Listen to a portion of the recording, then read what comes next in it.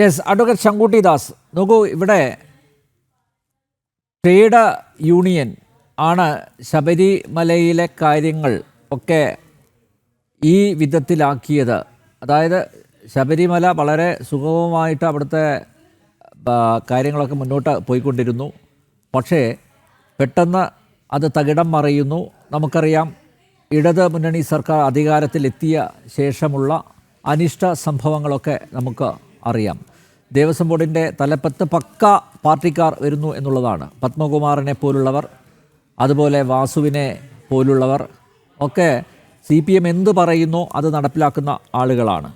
മാത്രമല്ല, ഞാൻ നേരത്തെ ചൂണ്ടിക്കാണിച്ചതുപോലെ ഈ ദേവസ്വം എംപ്ലോയീസ് കോൺഫെഡറേഷൻ, ആ കോൺഫെഡറേഷൻ ആണ് ഈ ആരെയൊക്കെ ഏതൊക്കെ തസ്തികകളിൽ വെക്കണം എന്ന് തീരുമാനിക്കുന്നത്. ശബരിമലയിലെ എല്ലാ കാര്യങ്ങളും A to Z എന്ന് പറയാം, അതിലെല്ലാം ഇടപെടുന്നത് ഈ കോൺഫെഡറേഷനാണ്. ഈ കോൺഫെഡറേഷനെ കൃത്യമായിട്ട് ഓപ്പറേറ്റ് ചെയ്യുന്നത് AKG സെൻറ്ററിൽ നിന്നാണ്. ഞാൻ മനസ്സിലാക്കുന്നത് ഇപ്പോൾ അതിൻ്റെ ചുമതല മുൻ ദേവസ്വം മന്ത്രിയായിരുന്ന K. രാധാകൃഷ്ണനാണ്. അത് നേരത്തെ CPM സംസ്ഥാന സെക്രട്ടേറിയറ്റ് അംഗം ആയിരുന്ന ഒരു തിരുവനന്തപുരത്തുകാരൻ, ഞാൻ പേര് മറന്നുപോയി, അദ്ദേഹമായിരുന്നു ഇത് നോക്കിക്കൊണ്ടിരുന്നത്. അപ്പോൾ പാർട്ടിയുടെ ഇടപെടൽ അത് വ്യക്തമാണ്, അത് സുവിദിതമാണ്. പാർട്ടി നിയന്ത്രിക്കുന്നത് പോലെയാണ് ശബരിമല പോലെ ആഗോള പ്രസിദ്ധമായ ഒരു തീർത്ഥാടന കേന്ദ്രത്തിൻ്റെ കാര്യങ്ങൾ നടക്കുന്നത്. മുരാരി ബാബുവിനെതിരെ നേരത്തെ വിജിലൻസ് അന്വേഷണങ്ങളുണ്ടായിരുന്നു. പക്ഷേ എല്ലാം ക്ലിയർ ചെയ്ത് പ്രധാനപ്പെട്ട തസ്തികകളിൽ മുരാരി ബാബുവിനെ പോലെ ഒരാൾ അവരോധിക്കപ്പെടണമെങ്കിൽ അതിന് പിന്നിൽ കച്ചവട താല്പര്യമുള്ളവർ തന്നെയായിരിക്കില്ലേ പ്രവർത്തിച്ചിരിക്കുക? ശങ്കു. തീർച്ചയായിട്ടും അതെ. ഒരു രാഷ്ട്രീയ പ്രസ്ഥാനത്തിന് കീഴിൽ ഒരു ദേവാലയം അകപ്പെട്ട് കഴിഞ്ഞാൽ ആ ദേവാലയത്തിനും അവിടുത്തെ മൂർത്തിക്കും വിശ്വാസ സമൂഹത്തിനും എന്ത് സംഭവിക്കും എന്നതിന്റെ ഏറ്റവും നല്ല ഉദാഹരണമാണ് ശബരിമല ക്ഷേത്രത്തിൽ നമ്മൾ കണ്ടുകൊണ്ടിരിക്കുന്നത്. ഇത് ശബരിമല ക്ഷേത്രത്തിന്റെ മാത്രം കഥയല്ല, ഇത് കേരളത്തിലെ ആയിരക്കണക്കിന് ക്ഷേത്രങ്ങളുടെ മുഴുവൻ കഥയാണ്. ക്ഷേത്രങ്ങൾ ഭരിക്കേണ്ടത് വിശ്വാസികളാണ്. ആ ക്ഷേത്രാരാധനയിലും ക്ഷേത്ര സംവിധാനത്തിലും അവിടുത്തെ മൂർത്തിയിലും മൂർത്തിയുടെ താന്ത്രികമായിട്ടുള്ള പദ്ധതിയിലും വിശ്വാസമുള്ള ഭക്തരാണ് ക്ഷേത്രം നിയന്ത്രിക്കേണ്ടത്.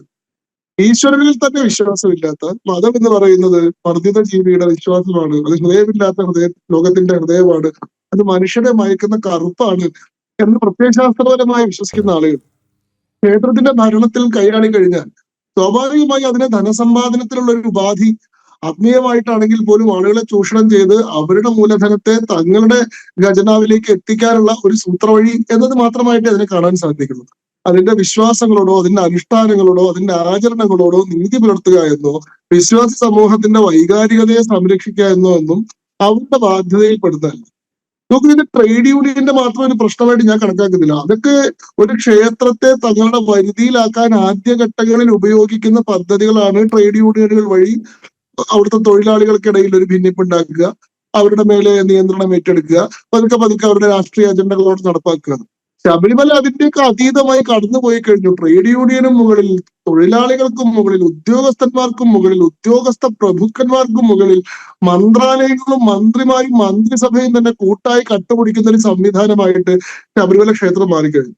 കഴിഞ്ഞ ദിവസത്തെ ബഹുമാനപ്പെട്ട ഹൈക്കോടതിയുടെ വിധിയുടെ ഏറ്റവും അവസാനത്തെ പാരഗ്രാഫിൽ ബഹുമാനപ്പെട്ട ഹൈക്കോടതി പറയുന്നുണ്ട്, തിരുവിതാംകൂർ ദേവസ്വം ആക്ടിന്റെ സെക്ഷൻ 15 എടുത്തു കാണിച്ചുകൊണ്ട് ബഹുമാനപ്പെട്ട കോടതി പറയുന്ന ഒരു കാര്യം, ഇനി ഉദ്യോഗസ്ഥന്മാരെയോ കീഴെ ജോലി ചെയ്യുന്ന ആളുകളെയോ ഒക്കെ കുറ്റം പറഞ്ഞുകൊണ്ട് അവരെ പഴി പറഞ്ഞുകൊണ്ട് കൈ കഴുകാനുള്ള ഒരവകാശവും ബോർഡിനില്ല. കാരണം ഇത് ബോർഡിന്റെ നേരിട്ടുള്ള ഉത്തരവാദിത്വത്തിലും പങ്കാളിത്തത്തിലും നേതൃത്വത്തിലും നടന്നിട്ടുള്ള ഒരു കൊള്ളയാണ്.